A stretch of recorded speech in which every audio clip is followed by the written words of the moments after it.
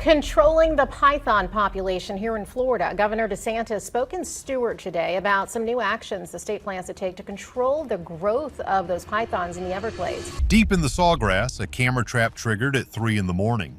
It should have been a standard clip of a snake or a raccoon. Instead, it captured a biological impossibility.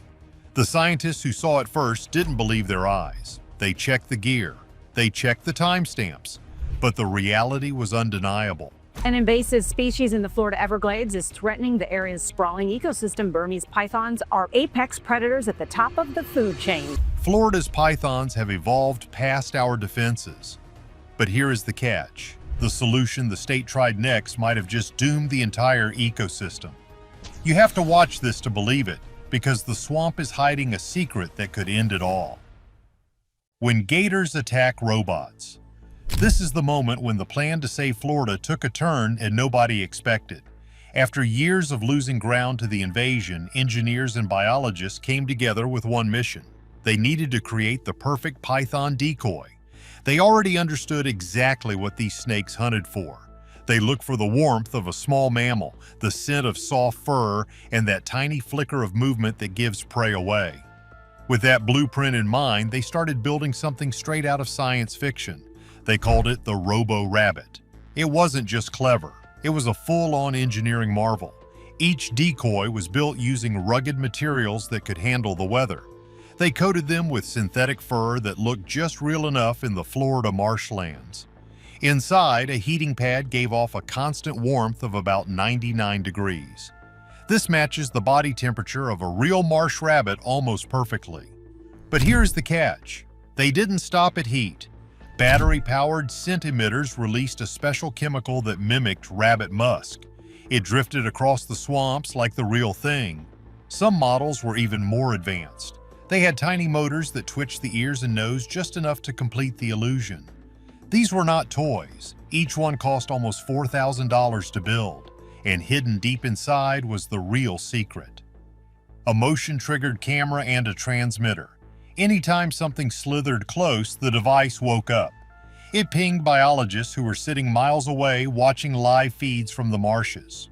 The plan sounded simple. They placed 120 robo-rabbits inside protective pens in known python hotspots. The goal was to lure the snakes into monitored zones. Then trained teams could swoop in and remove them from the ecosystem. No one knew if it would work, but the moment the first units were deployed, everything changed. The first 2 days were stunning. Alerts came in constantly. Cameras captured jaw-dropping footage of massive pythons. Some stretched more than 15 feet. They glided toward the decoys, flicking their tongues to test the air. They sensed the heat and the scent. Then they struck. They coiled their bodies around what they thought was an easy meal. The teams rushed in and captured snake after snake. It was working better than anyone imagined. But it is not that simple. On day 3, the system pinged from a unit near a deep canal. The biologist assumed it was another python. But when the feed came up, the figure on the screen was not a snake. It was a 12-foot alligator. It glided through the water like a dark, living log. And it was not confused. It was attracted to the same signals. The heat of a struggling animal and the scent of musk were irresistible. In one explosive burst of water, the gator lunged. It hit the pen with a force that shook the entire frame. It crushed the $4,000 robot in a single bite. That is when everyone realized the problem. The decoys did not just attract pythons, they attracted everything. And here's the part nobody ever mentions. Pythons and alligators are ancient rivals. They fight for territory, food, and dominance. By scattering hundreds of irresistible meals across their shared hunting grounds, humans had accidentally started a war. Alligators quickly learned these robots were easy targets. They began seeking them out and destroying them. Pythons sensed the much larger gators lurking around the traps. They started avoiding the areas entirely. The whole project collapsed almost overnight. The expensive machines were getting crushed. The pythons were not falling for the trick anymore, and the alligators seemed to be having way too much fun wrecking government equipment. But even as everything seemed to fall apart, the robots were hiding a secret that nobody saw coming. The crushed robots held a secret data set that terrified everyone. Why machines can't beat instinct. When the bounty programs failed to stop the invasion, wildlife managers realized they needed a new kind of hunter. They needed one that did not depend on luck or flashlights. They needed a creature driven by instincts older than civilization itself. That is when they turned to the oldest partner humanity has: the dog. The Florida Fish and Wildlife Conservation Commission launched a bold experiment. It was built around just 2 dogs trained with the intensity of elite detectives. Their mission was simple but nearly impossible for a human. They had to track a python by scent alone. Their names were Truman and Eleanor. Truman was a black Labrador with a soft and friendly face. Eleanor was a Dutch Shepherd with sharp and focused eyes. For months, trainers taught them to detect one specific odor: the faint and musky trail a Burmese python leaves behind. Humans cannot smell it at all, but it lingers in the grass and mud long after the snake has passed. It is a ghostly trail that only a trained nose can follow. Once Truman and Eleanor hit the field, the results were almost immediate. Within just a few months, the pair helped catch several large pythons that had escaped human search teams for weeks. Their movements became famous among handlers. Truman would make his tail go rigid. Eleanor would lower her head and circle slowly. Then she would freeze. It was the universal signal that the prey was near. Seconds later, a flashlight beam would reveal the gleam of patterned scales shifting in the grass.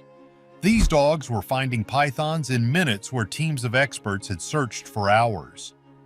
But success in the Everglades always comes with a price. The swamp is a brutal place to work. Summer temperatures climb past 100 degrees Fahrenheit. The humidity feels like a heavy blanket. Truman and Eleanor had to wear cooling vests and special boots. This was to keep the sharp sawgrass from slicing their paws. And everywhere they went, danger lurked. Alligators hid in the water. Venomous cottonmouths coiled in the grass. There were deep mud pits that could swallow a person whole. Yet the biggest challenge was not the heat or the predators. It was the scale. The Everglades stretches across 1.5 million acres. Truman and Eleanor were incredible, but they were only 2 dogs. To truly cover the Everglades, Florida would need hundreds of dog teams. Each one would require months of training, constant care, and expensive equipment. It was a breakthrough, but not a solution. Still, the dogs proved one undeniable truth: scent was the key. If Truman and Eleanor could track pythons through smell alone, maybe scientists could flip the idea. What if instead of hunters searching for snakes, the snakes were drawn to the hunters? That question pulled scientists down a path they were not prepared for. It blurred the line between innovation and desperation. They began with small tests using live marsh rabbits. The rabbits were placed in strong protective pens. They were safe, but their presence released the scents and sounds pythons love. The effect was immediate. Terrified but unharmed, the rabbits became magnets. Massive pythons began appearing near the enclosures. The experiment proved the concept. Prey attraction worked. But the images told another story. Trembling rabbits surrounded by giant constrictors looked terrible on camera. Outrage erupted almost instantly. Animal welfare groups denounced the trials. The backlash was so strong that funding was pulled. The entire live bait program was shut down. Florida could not use live animals. The public would not allow it. But the data from the robot failure was about to change the game again. The dead robots revealed a map that led straight to the nest, finding the hidden breeding grounds. By the time the robotic rabbit project collapsed, everyone involved was ready to walk away. The decoys had turned into expensive chew toys for alligators. Millions of dollars had literally been crushed in giant reptile jaws. The program seemed like a total disaster. But just as the team prepared to shut everything down, a young data analyst noticed something nobody else had bothered to look at. The robots were not just lures, they were witnesses. Every Robo rabbit had been quietly gathering information from the moment it was deployed. Its motion sensors and tiny cameras did not simply record attacks. They recorded everything that moved nearby. They saw pythons, alligators, birds, and even shifts in the wind. Even the decoys that had not been attacked captured hours of untouched data. They had timestamps, temperature changes, and predator paths. Individually, the information looked useless, but when the analysts started comparing all 120 units together, a shocking pattern began to emerge. The pieces fit together like puzzle fragments of a world nobody had ever seen before. Using the data, the team built a three-dimensional digital map of the Everglades. When the visualization loaded for the first time, the room fell silent. The pythons were not wandering aimlessly. They were following routes. There were hidden corridors in the water and sawgrass that acted like secret highways. The alligators were using the same corridors. Sometimes they overlapped and sometimes they avoided each other with uncanny precision. It was a living network of predators. And that is when the story steps straight into science fiction. The scientists took everything, every heat signature, every twitch, and every crushed robot. They fed it all into a powerful learning AI. The goal was simple: find patterns humans could not possibly spot. As the system processed the data, the algorithms began making connections that stunned the team. The AI did not just locate where pythons were hiding, it started predicting where they would be and when. Why? Because it had learned the one thing nobody realized. The pythons were moving in exact patterns designed to avoid their only true enemy, the alligator. The AI was decoding python psychology. It mapped their fears and the secret rhythms of their lives. Without meaning to, the robot rabbits had cracked open the python invasion. They had mapped the species' entire hidden schedule. For the first time, scientists knew the python's deepest weakness. With this ghost map in hand, everything changed overnight. The hunters tossed out the old strategy. Instead, they used the AI's predictions to intercept snakes directly on their hidden highways. The results were immediate and staggering. Hunters were not finding lone snakes anymore, they were finding clusters. And then the AI broke open the biggest secret of all. By analyzing the movements of large females, it traced the snakes straight back to their most protected locations. It found the breeding grounds. Deep in parts of the swamp no human had ever discovered, the teams uncovered massive nests. They were filled with dozens of females and thousands of eggs. In just 1 month of using the guidance, hunters removed more invasive pythons than during the entire previous year. Every broken robot and every crushed decoy had led to this. But here's the catch. Even this victory wasn't enough to stop the spread. Florida needed something stronger, something invisible. They decided to release a weapon that no one could see coming. The release of the agent. For years, Florida tried all the classic methods: hunters, bounties, traps, and high-tech trackers. But no matter what they did, the pythons kept spreading. By the early 2000s, one truth became painfully clear. Capturing them one by one would never make a dent. These snakes were masters of survival. They reproduced quickly and blended perfectly into the wetland terrain. That realization pushed a group of scientists toward a far more daring idea. Instead of trying to fight the snakes from the outside, what if the battle happened inside their bodies? This led researchers straight into the world of viruses and microscopic parasites. The concept was bold. They wanted to engineer a biological agent that would target only Burmese pythons. The rule was strict. It had to spare every other creature sharing the Everglades. No alligators, no panthers, and no native snakes could be touched. The stakes were enormous. Releasing a biological weapon is one of the riskiest moves in wildlife management. History carried brutal warnings. In Australia, a virus released to control rabbits worked at first, but then it caused unpredictable chaos. No one wanted Florida to become the next disaster story. Still, the python problem was turning into a crisis. A single female python can lay over 50 eggs at a time. Their numbers were increasing faster than hunters could keep up. Without something radical, Florida risked losing the Everglades permanently. So researchers pushed forward.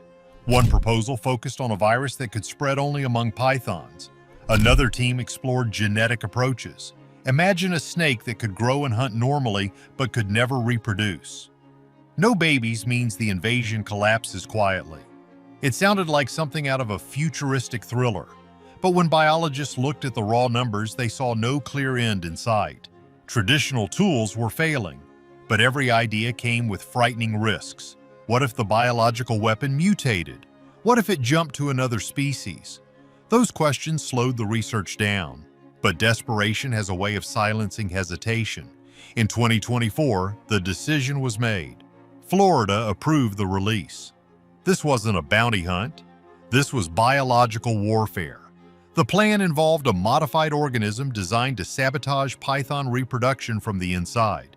Do you think we should use biological weapons to stop invasive species, or is the risk too high? Let us know in the comments. If you enjoyed this mystery, hit like and subscribe for more deep dives. Click the video on screen now.